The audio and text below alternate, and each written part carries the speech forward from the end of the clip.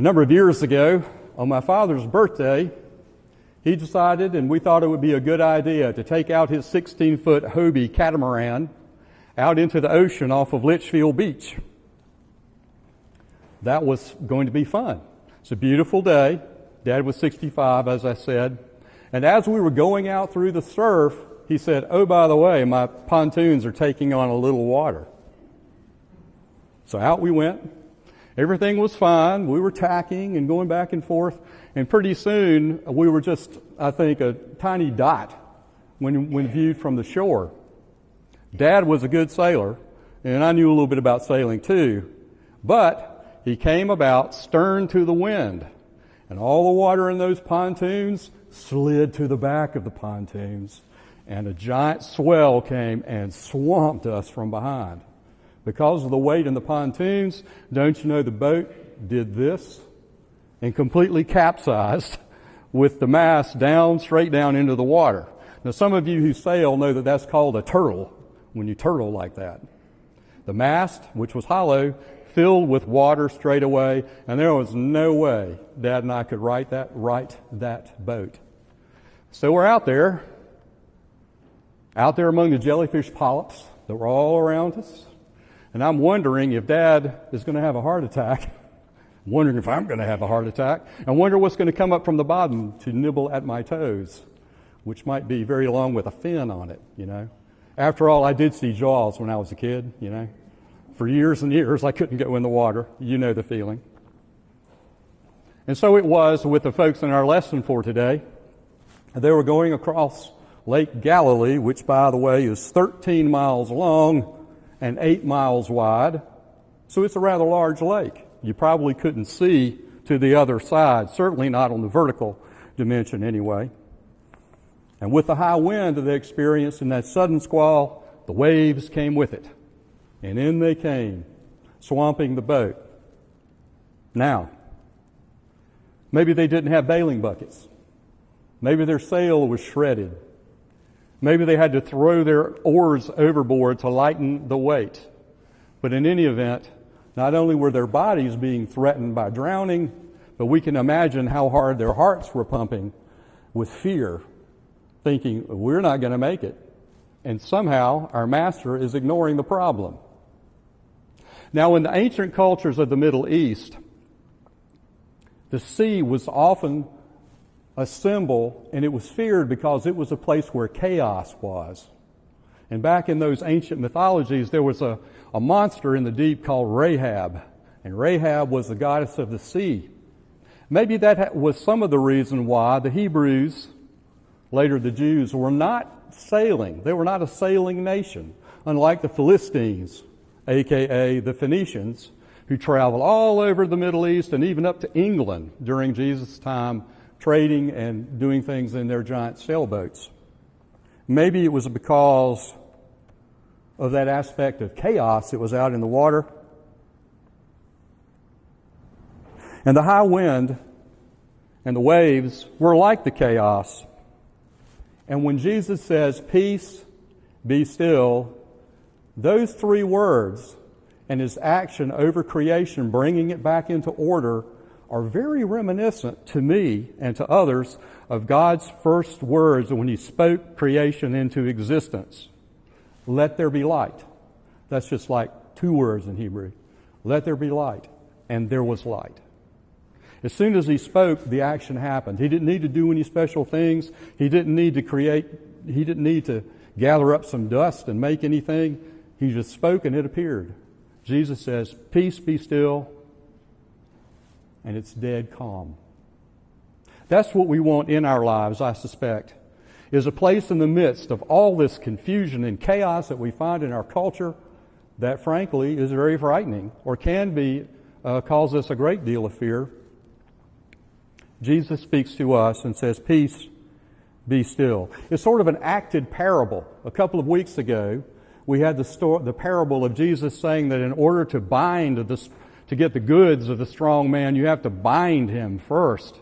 Well, here's Jesus binding the elements, taking them captive, to take their power and to transform it into life for us in the here and now in spite of that orders our own personal chaos and can make us be able to walk through and see through the problems and the fears that we have. We only need to consider the recent events. We find parents being separated from their children in the land of the free and the home of the brave. We find that those who are meant to protect and serve are not doing that, but rather bullying and attacking citizens that they're supposed to serve. Now, this is not to say, of course, every law enforcement officer is doing that, but we see it enough now to know that something is wrong. And particularly persons of color are on the wrong end of the baton. Or we can consider the persecution of immigrants and the fear and anxiety that these things kick up within us. Not to mention our own day-to-day problems like, are we going to have enough money if we have a medical problem that's serious? Is our money going to run out when we're in retirement? Are the children and grandchildren going to ever get it together?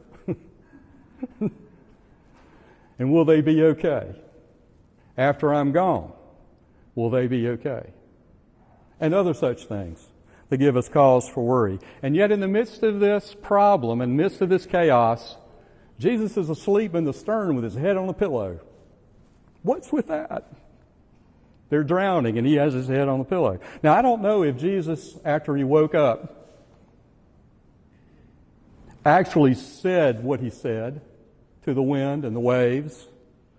I don't know exactly what happened, and it can't be proven or disproven. But the fact is, it is true in the deepest sense of that word. It's true, the story is, to who Jesus is.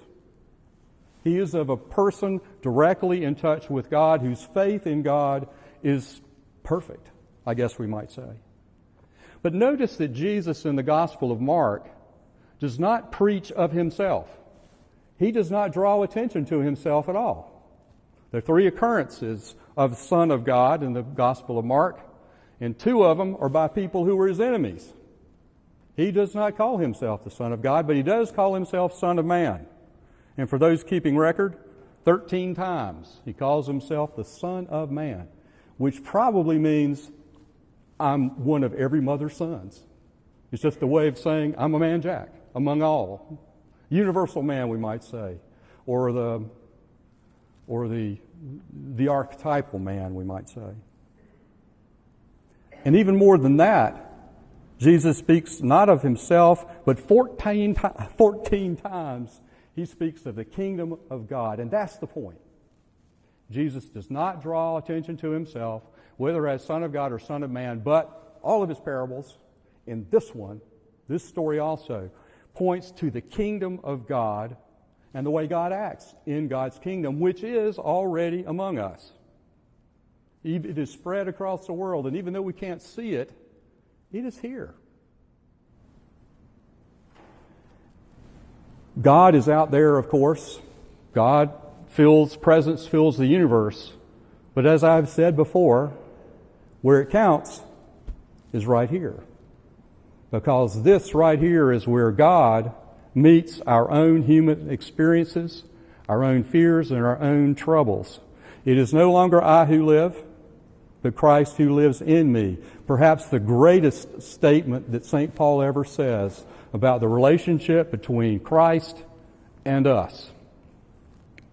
Everything, the kingdom, Christ's presence, everything we need is here already.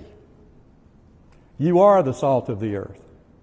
You are a city set on a hill. You are now the light of the world. So in the midst of this chaos that we have around us, we can point our lives and focus them on that one place where true joy is found, the kingdom of God. When we make the kingdom of God our focus, apart from all other concerns that we have, then our lives take their true path to our highest and best destiny. To our highest and best destiny. And then our concerns about finances or about police brutality or about the alienation that we have are arranged in their correct order so that we can speak about the love of God toward ourselves and our neighbor. We can't do too much individually by ourselves. I don't think any of us, it would avail if any of us went to Washington and went to our senator's office and pounded on the door and said, you need to change this. I'm not sure that's going to happen yet. But yet, the thing we can do to make a difference is to love our neighbor as ourselves, to fix ourselves on the kingdom, and let the Spirit of God that is within us, put there before the morning stars sang together for joy, when He laid the foundations of the earth, find ourselves blessed. Now, of course, we can't do that perfectly. I can't. None of us are perfected yet. But God's not given up on us yet. And even though we are not perfect, God finds us perfectly lovable.